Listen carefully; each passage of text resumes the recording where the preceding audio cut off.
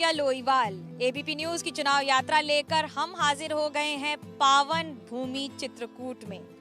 वो चित्रकूट जो जुड़ता है भगवान राम से, वो चित्रकूट जो जुड़ता है रामायण के काल से। ऐसी मान्यता है कि भगवान राम ने अपने वनवास का सबसे ज्यादा समय यहीं बिताया था। इस चुनावी मौसम में हम वोटरों से जानने की कोशिश करेंगे कि यहाँ के वोटर किसका करेंगे राज तिलक और किसे भेजेंगे सियासी वनवास पर।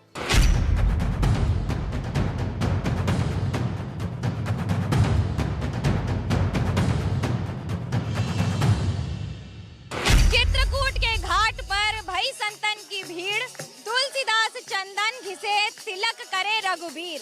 चित्रकूट के उसी घाट पर हम हैं जहां पर तुलसीदास ने इन पंक्तियों की रचना की थी, लेकिन अब यहीं के लोग कुछ पंक्तियों में बदलाव करके सियासत की अलग इतिहास की कहानी लिखने की शुरुआत कर रहे हैं। हमारे साथ हैं वो संत महात्मा जो इस इलाके में सदियों से रहते आ रहे हैं, इस इलाके की पहचान रहे हैं। जीवन दास जी हमारे साथ हैं। इस बार के चुनाव में चित्रकूट की और राम जी की क्या भूमिका रहेगी? इस बार चित्रकूट और भगवान राम की इस चुनाव में बहुत बड़ी महत्वपूर्ण भूमिका है, क्योंकि भगवान राम का मंदिर जो जन जन में कण कण में सभी की आत्माओं में बसा हुआ है, उसकी प्रतिपूर्ति हुई है। वनवास सबसे ज्यादा समय चित्रकूट में बिताया था भगवान राम ने। क्या इस बार चित्रकूट से वनवास होगा या राज तिलक होगा? अब की बार जी बड़े भारी मतों से विजय दिलाएगी, क्योंकि 800 वर्ष के बाद कोई हिंदू राज आया है, नरेंद्र मोदी और योगी, इसलिए बड़ी भारी मतों से उनकी विजय होगी भारतीय जनता पार्टी। जनता के सामने जिस प्रकार उन्होंने वादा किया था वो साकार किया उन्होंने राम मंदिर के रूप में। अयोध्या में तो भव्य दिव्य रूप हो रहा है, लेकिन जिस समय अभी आप चित्रकूट में हैं तो चित्रकूट में अभी वो रूप नहीं देखने के लिए मिल रहा। माननीय योगी जी सरकार के दौरान जो कार्य हुए हैं एक बहुत सराहनीय कार्य है। जैसे यहाँ पे रोड के लिए और विद्युत व्यवस्था, अन्य सारी व्यवस्थाएं अब सुचारू रूप से आ रही हैं। चित्रकूट में वनवास हो या फिर यहीं से होने वाला राज तिलक, बुंदेलखंड की बात हो या फिर बुंदेलखंड एक्सप्रेसवे की बात, रास्ते कर्म से ही जाते हैं। लेकिन पार्टी और लोग भी ये जानते हैं कि कर्म के साथ धर्म का तड़का लग जाने से राजनीति के आयाम बदल जाते हैं।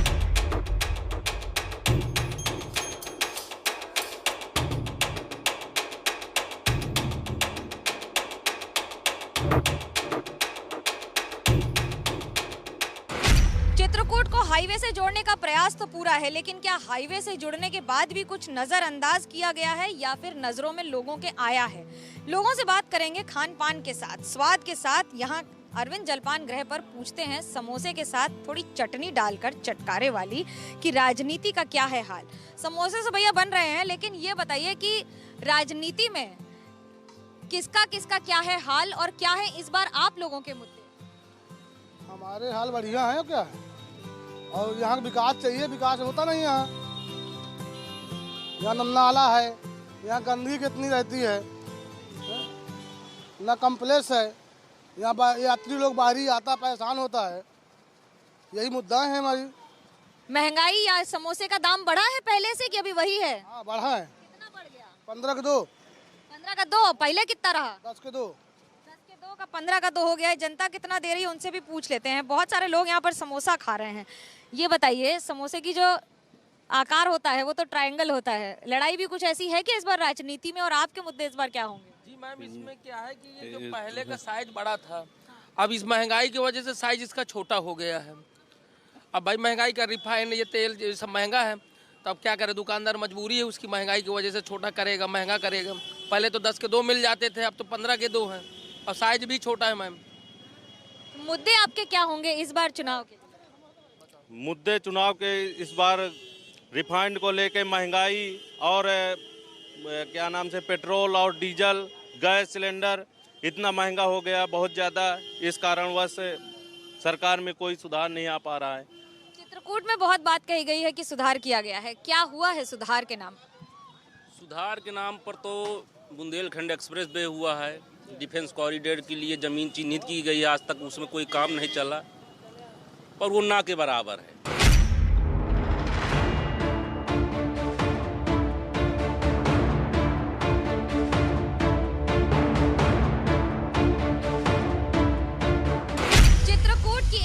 खासियत है यहाँ के लकड़ी के खिलौने।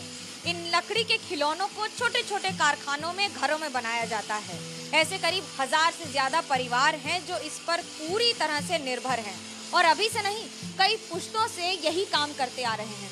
सजावट देखकर आपको लगेगा कि इसमें कितनी मेहनत है, लेकिन सच्चाई ये है कि इसमें इतनी सफाई से काम किया जाता है कि आपको अंदाजा ही नहीं लगेगा कि ये सारा काम हाथों से किया गया है। एक एक खिलौना बनाने में एक एक दिन निकल जाता है, लेकिन यह सफाई की ही कीमत है। पूछते हैं यहीं के कारीगर और उन लोगों से जिन्हें कई अवार्ड भी मिले हैं। बाहर की बात करें तो क्या विदेशों में ये खिलौने चीन को, चाइना को टक्कर दे पाते हैं? बिल्कुल बिल्कुल, अभी तो नहीं, लेकिन कुछ दिनों बाद है। जैसे हमारे पास CFC के लिए हमें सरकार ने कहा है, तो गवर्नमेंट हमको बहुत मदद कर रही है, तो हमें हमारे अंदर भी उत्साह हुआ। हम लोग क्या, मैं पढ़ा लिखा लड़का था, मैं जॉब करता था, लेकिन मैंने जब देखा कि इसमें कुछ किया जा सकता है, मैंने जॉब छोड़ करके इसमें आ गया।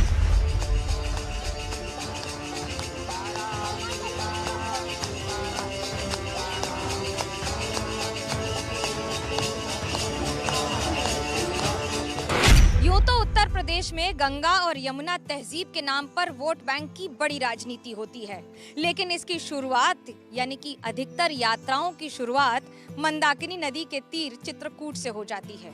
समाजवादी पार्टी के अखिलेश यादव हों या फिर कांग्रेस से प्रियंका गांधी या फिर खुद योगी आदित्यनाथ, हर दल का नेता यहाँ आता है, भगवान राम के चरणों में अपना मस्तक झुकाकर अपनी वोट बैंक की राजनीति की एक और शुरुआत कर जाता है।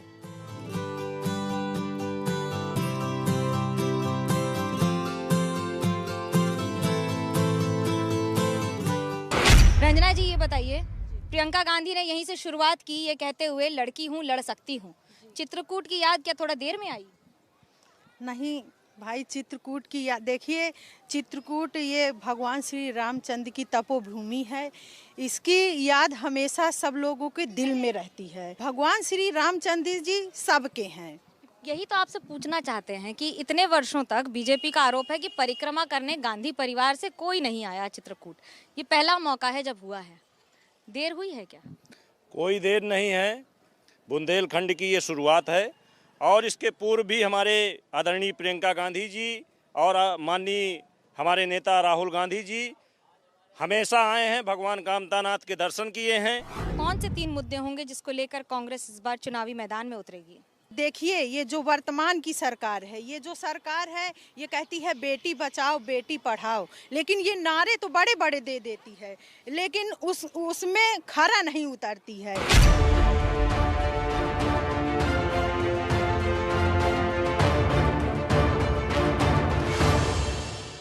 चित्रकूट वो स्थान है जहां पर भगवान रामचंद्र ने धनुष उठाया था और प्रण किया था कि जब तक रावण और असुरों का वध नहीं कर दूंगा तब तक नहीं रुकूंगा।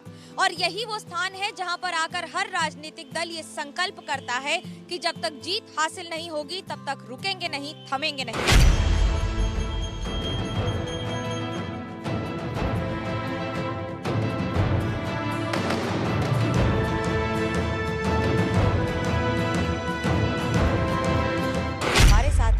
चंद्रिका प्रसाद उपाध्याय न सिर्फ मंत्री हैं बल्कि विधायक भी हैं, इसी इलाके से कई बार जीते हैं।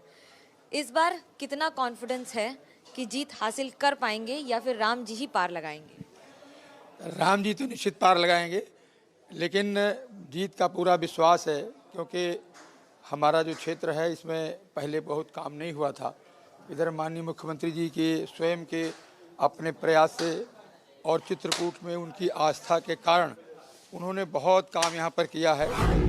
क्या इस बार बुंदेलखंड के इलाके पर ही भरोसा है, क्योंकि बाकी इलाकों में बहुत अच्छा परफॉर्मेंस, या ये कहें कि कॉन्फिडेंस कितना है उन सब?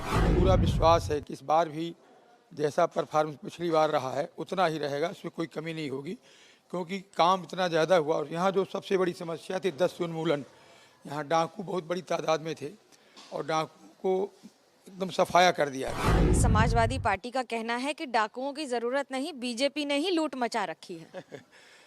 अब चूंकि समाजवादी पार्टी की ही ज़्यादातर समर्थक थे डाकू, इसलिए उनको तकलीफ है। बाकी बीजेपी ने कोई लूट नहीं मचाई, इस सरकार में एक भी घोटाला नहीं हुआ। तो की कमी हो जाती है जो बार बार राम जी को ले आते हैं।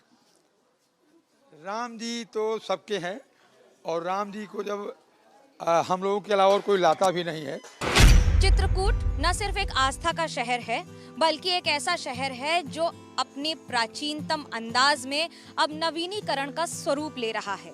भले ही यहाँ पर रंगीन दीवारें दिख रही हों, बहुत सारी चीजें बदल दी गई हों, घाटों पर तस्वीर थोड़ी बदली बदली नजर आ रही हो और एक्सप्रेसवे के नाम पर विकास का तमगा भी मिल गया हो, लेकिन इस शहर को हमेशा अपने अंदाज में, भगवान राम की नगरी के अंदाज में ही जाना गया है।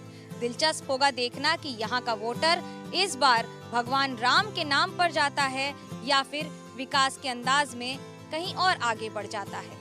कैमरा पर्सन सूरज पांडे के साथ मनोज्ञा लोईवाल, चित्रकूट, एबीपी न्यूज।